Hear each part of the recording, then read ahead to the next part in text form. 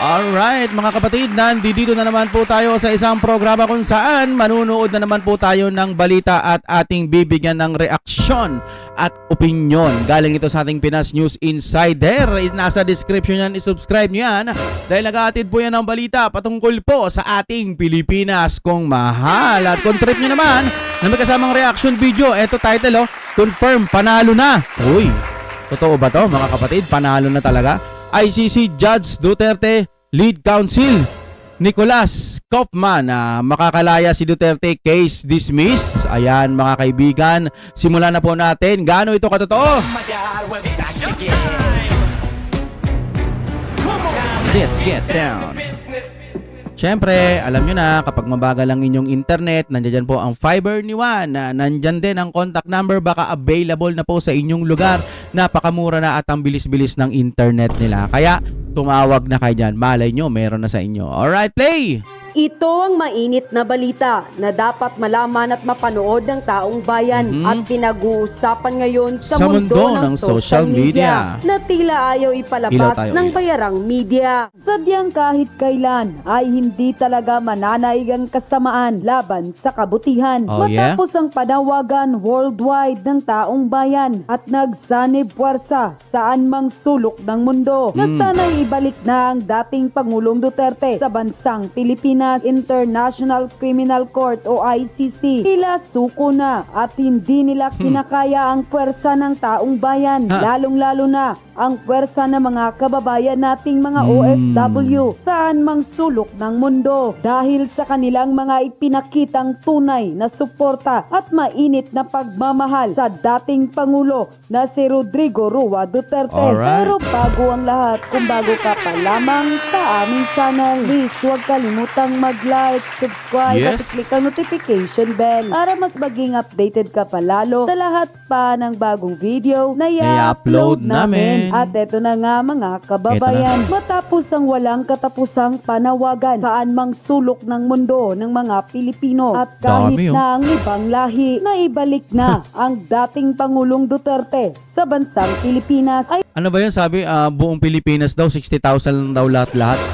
Nagdiriwang daw po ng birthday ni Tatay Digong. Parang iba yung nakikita namin sa mga social media. Siguro sa mga bias media pwede pa. Pero sa buong Pilipinas at sa iba't ibang karatig tuloy. Sa ibang bansa na may mga Pilipino, grabe ho yung suporta nila sa Duterte. Tapos sasabihin nyo 60,000 lang. We, parang ang hirap paniwalaan niya na mga madam Sino ba nagbalita nun? Tila ito na ang pinakamagandang balita mula sa ICC Netherlands na pilit ayaw di umanong ipalabas ng mga bayarang media sa publiko. Mukhang tila suko na ang ICC na hindi nila kinakaya ang pinapakitang puwersa ng ating mga kababayang OFW dahil sa kanilang 60,000 lang daw yan. Alokohan no? 60,000 lang? Nakita nyo ang dami-dami 60,000. Ewan ko ba itong mga to? Hindi kaya sila yung fake news? Nagtatanong lang pinakitang walang humpay at mainit na suporta at pagmamahal kay dating Pangulong Rodrigo Duterte. Ayon pa sa kumpirmadong balita, ICC may considered actions of Duterte's camp and bid for interim release, lawyer says. Yan ay marahil nakita ng dayuhang hukuman o ICC kung gaano kamahal ng mga Pilipino, lalong-lalo na ang mga kababayan nating mga OFW saan pang panig ng mundo ang dating Pangulong Rodrigo Duterte. At kung magpapatuloy pa ito, ay malaki ang tsansa di umano na talagang makakauwi sa lalong madaling panahon ang dating Pangulong Duterte. Has the former president made any statements or... Ito yung napanood ko din kay Sir Banat Bayno. Yung tanong nila dito, yung mga media na yan, ewan ko kung anong media yung mga yan, halos paulit-ulit na yung nila, yung tanong nila. Ngayon, itong si Attorney Nicolas Kaufman, sabi niya, as I told you, epekto yun sa ICC. Kaya nga ginaganyan nila yung mga abogado. Tinanong din nila yan doon sa mukhang ulik ba na abogado ng kabila. Sa tinanong sa kanya kung ano ba epekto niyang rally-rally na yan. Kasi para bagang sinasabi nila, rally kayo na rally, dami-dami nyo, wala namang epekto yun sa ICC. So ganyan nga yung sinasabi dito kay Kaufman. Meron bang epekto yung rally-rally na yan sa ICC? Alam mo naman itong mga media tulol Di ba? Totoo naman Yan ang purpose ng pagtatanong nila eh. Sir, have you filed any motion for the interim release of the former president? Once again, interim release is a complex process. We're considering it and we will file it at the appropriate time. Have you? Once again, huwag ka na makulit, sabi. Ha? Sa, ano yan eh, komplikadong bagay yan at sa tamang panahon, aanuhin natin yan. Oh. You're not yet filing. Have you filed or not yet? I'm not telling you when I'm going to file anything. Gusto ko yun. Like ko yun. Sabi ba naman niya, kasi inulit pa eh. Tinanong mo na eh. Akala niya siguro, madudulas yung mga tipong mapipili. Alam mo kasi sa atin minsan, pasensya na ang tamaan, wag magalit ganyan talaga buhay. Yung mga politiko sa atin, kahit yung lalong-lalo na yung si Madam Claire, pag inulit-ulit mo yung tanong, mas lalong maiinis, mapipikon, tapos bibira sa Duterte. Ganon yun eh. Walang kontrol eh. Kita mo talaga mahina ang EQ eh. Diba? Walang kontrol eh. Kaya pagka inulit-ulit mo yung tanong, alam mong madudulas at magagalit ba? Ika nga. Eto, ano sagot niya? I'm not going to tell you. Alitin natin. Ang sarap nung pakinggan eh. Once again, interim release is a complex process. We're considering it and we will file it at the appropriate time. We will file it at the appropriate time. Ang lina, ibig sabihin, file namin yan sa tamang panahon. Bigla ba naman tanungin pa uli? Have you? You're not yet filing. Have you filed or not yet? I'm not telling you when I'm going to file anything. Palakpakan. Kakasagot ko lang na on appropriate time. Tapos tatanungin mo naman, nag-file ka na? Kailan ka mag-file? I'm not going to answer that. Huh? How about, sir, you are mentioning in one interview that you have is a compelling argument. Ano you have so?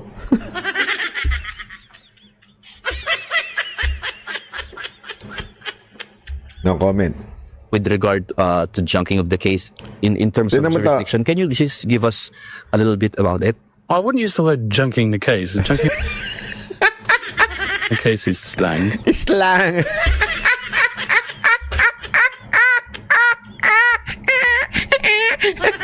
Kasi naman eh, yan ang tinatawag nating journalism 101 ng Pilipinas. Yan yung pinagmamalaki ng mga congressman eh. Mga journalist, may standard dyan eh. Mga journalist, magagaling yan eh. Hindi katulad ng mga vlogger yan eh. Oh, kita nyo na journalist siya. Anong junking? Junking is a slang. You don't use that to me. Oh, alinaw eh. Ang ganda ng ano eh. You are mentioning in one interview that you have is a compelling argument with regard to junking of the case in terms of jurisdiction. Can you just give us a little bit about it? I wouldn't use the word junking the case. Junking the case is slang. What I would say is that the jurisdictional arguments are arguments which have been bandied about for many years now. They've been considered by the Supreme Court in the Philippines. They've even been considered by the International Criminal Court. Nagigets nyo? So sinasabi niya, yung jurisdiction, applicable yung batas natin sa Supreme Court natin. Okay? Importante yon. Ibig sabihin, kasi bakit niya sinasabi to? The ICC respect the law nung bansa na yon. Laging ganun sila eh. Lagi doon sa kanilang Rome Statute na yan, lagi sinasabi, nire-respeto ko ano yung batas doon sa lugar na yon. Kaya nga niya sinasabi, regarding sa junking of the case, ay sinasabi niya, sa court nyo, nire-respeto ang jurisdiction. Kahit dito, nire-respeto rin ang jurisdiction. Ayan o, inulit niya pa inulit niya, sinabi niya pa been bandied about for many years now. They've been considered by the Supreme Court in the Philippines. They've even been considered by the International Criminal Court. Kahit daw sa ICC, yung jurisdiction, malaking bagay yon. If kung meron pa rin jurisdiction yung ICC. Kaya nga sa tingin ko, mukhang mapapaagang mapauwi si Pangulong Duterte sa tamang panahon, ika nga nito. Kasi ang inaabangan ng iba, yung September, yung pagdating dun sa parang presenta ng case. Ang dating nito ni Kaufman, sinasabi niya na may timing. Tinatimingan nila doon sa pag-junk ng case. Bakit? Kasi nga, naniniwala siya na merong jurisdiction na issue pa. Kung ito ba ay dapat dinggin dito dahil nga wala ng jurisdiction ng ICC sa Pilipinas. Yun din ang sinasabi niya. Okay? Kaya lang, syempre, mga abogado dito sa Pilipinas, lalo na yung nasa Malacanang, masyadong nagmamagaling. Ito ho, nag-work po itong si Kaufman, hindi lamang po sa pagiging defense lawyer, ha? Naging prosecutor din po siya ng ICC. Matagal na po siya nagtatrabaho sa ICC. Ibig sabihin po mga kababayan, mas may alam to kaysa dun sa mga gunggong na abogado natin sa Pilipinas na alam naman nating anti-Duterte lang. Di ba po? These are still valid live arguments and they will be argued in court at the right time. Attorney Kaufman, have you completely formed the defense team for former President Duterte? Is it a complete team na? Yes, we're putting the final touches to it. How many are still? Are you waiting for another lawyer to be added? We heard that there's still one more slot. Once again, I'm putting the final touches to the defense. Ang kulit talaga ng mga ng mga lawyer, ng mga media, no?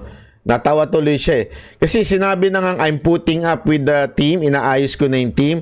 Tapos biglang hihirit pa. So may kulang pa kayong isa. Kailan pa aayusin yung isa? Once again, I'm doing the final touches. Ang kulit mo eh, paulit-ulit. Yung mga media na to, nakatikim tuloy kayo. Okay, so the final touches. Mr. Kaufman, from an ethical point of view, because the former President Duterte publicly made a statement about relating the killing of the Jews to his war on drugs. Can you comment on that? Eto, condescending naman yung tanong. Kasi kesyo daw, again ito yung konteksto nun. Kasi ito yung laging sinasabi nito mga tarantadong media na ito. Sinasabi nila na kesyo daw hinambing ni Pangulong Duterte yung pagpatay sa mga adik, okay? Pagpatay sa mga drug lord, sa pagpatay sa mga kriminal, sa pagpatay ni Hitler dito sa mga Jews. Which is, we all know, it is bad. So, akala nung iba sinasabi na pinalalabas nila yung idea na si Duterte hinambing yung pagpatay niya sa mga kriminal, sa mga adik, sa pagpatay ni Hitler sa mga Jews. Ito Jew to. So, anong ginagawa niya? Sinusubukan niyang pikunin ito at para sabihin na si Duterte ganito. 'Di ba? Pero ang hindi kasi alam, buti na lang hindi sumagot to ng diretso. Ibig sabihin talagang iniwasan niya yan. Pero ang maliho kasi dito, ang sinabi ni Pangulong Duterte, if you are comparing me to Hitler, ganun ang sinabi niya eh. If you're comparing me to Hitler, mas malala pa ako kay Hitler. Nagigets nyo? Hindi niya sinabing, ako, para ako si Hitler. Hindi niya sinabing ganun.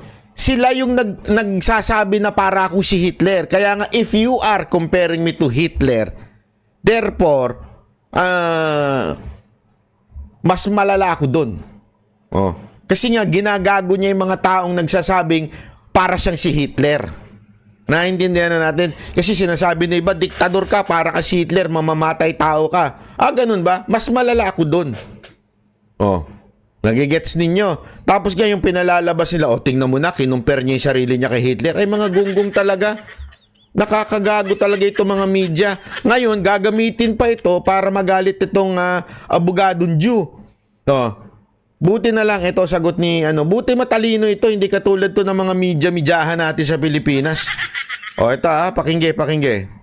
I'm not going to comment on that. People say things all the time. It's not my position to debate it. I have a job to do. I'm going to defend the former president to the best of my ability. Don't worry, Mr. Kaufman. If you would really dig into this, let me just say one thing, okay? Let me try my best to explain it to you in the words, in the language that you would understand. First of all, Mr. Duterte, our former president, did not say he is like Hitler who kills many Jews. He didn't say that. He said was, you people who compares me again with Hitler because of killing people, I am worse than Hitler because I kill many more. Many more. Right. Okay. What simply he's saying that he's just answering how do you call this? Satire. He's answering the accusation of people. Okay? The accusation of people that he is like Hitler. No, he didn't say he is Hitler. He just said, I am worse if you're comparing with me with Hitler because I kill more criminals. I kill criminals. That's why he is meaning many criminals. Okay? Understood, sir? Don't worry. People around you will explain it to you. Attorney Kaufman, is there any chance for former President Duterte to have his case dismissed on a jurisdictional issue? Uulitin na naman. Paulit-ulit na yung tanong. Tanga ba kayong mga media? Alam mo, ako nahihiya. Sa totoo lang, ako nahihiya para sa inyo. Kasasagot lang kanina, uulitin mo na naman tanong. Hindi, parang ang dating, hindi ka marunong umintindi. Bobo ka ba? Ganun ang dating eh. Bobo ka? Before the confirmation hearing in September. Once again, it's the judges who decide when to hear that argument. Obviously, I would like it to be heard first of all. I believe that there are compelling arguments and I will seek to persuade the judges, but the people who decide at the end of the day are the judges themselves. It's not my job to presume anything here. I believe that there is a strong argument for the lack of ability to exercise jurisdiction given the Philippines' withdrawal from the Rome Statute. I hope that the judges will accept my submission. They might decide